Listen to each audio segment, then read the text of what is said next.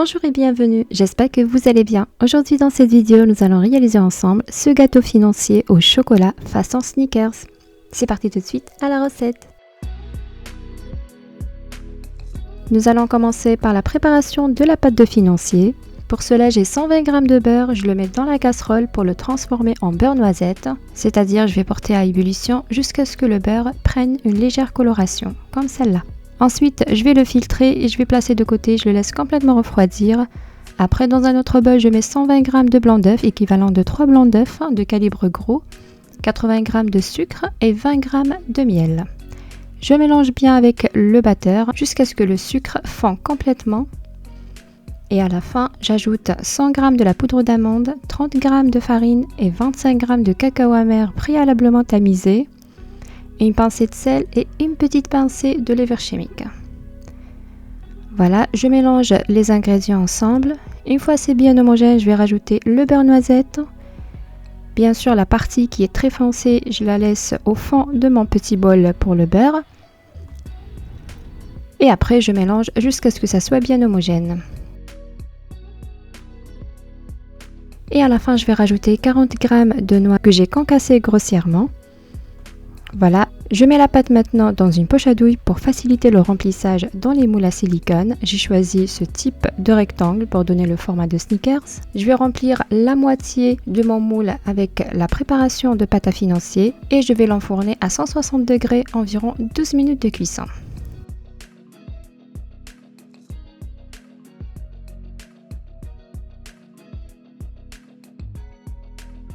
Et en attendant, j'ai ici la ganache de caramel. Je vous ai déjà partagé la recette. Je vous laisserai le lien dans la description. Je la place dans une poche à douille et je récupère maintenant mon gâteau financier chocolat.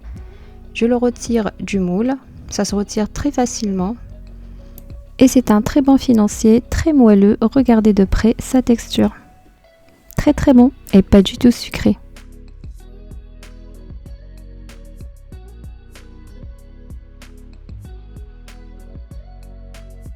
Et une fois le gâteau est bien froid, je vais placer par-dessus la ganache.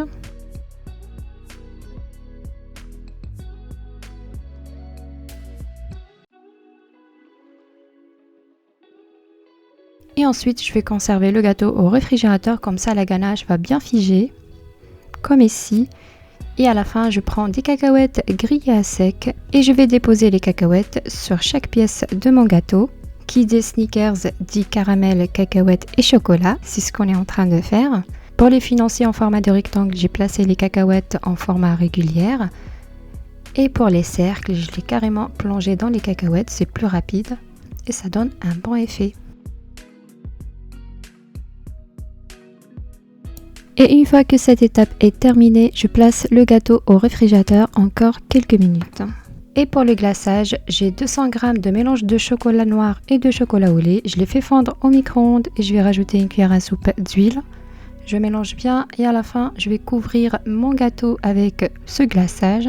Au début, j'utilisais cette méthode avec une fourchette et une petite cuillère. Je trouvais que ça prend beaucoup plus de temps. Donc la deuxième façon, c'était plus rapide pour moi. J'ai directement plongé mon gâteau dans le chocolat. Et voilà, c'est très bien couvert et c'est très rapide. Dites-moi ce que vous en pensez. Vous préférez la première méthode ou la deuxième méthode?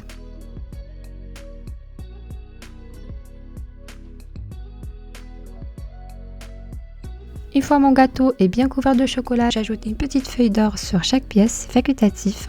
Et ensuite, je le place au réfrigérateur pour que le chocolat fige bien. Une fois le gâteau est bien refroidi, maintenant je les place dans des caissettes pour que ça soit présentable.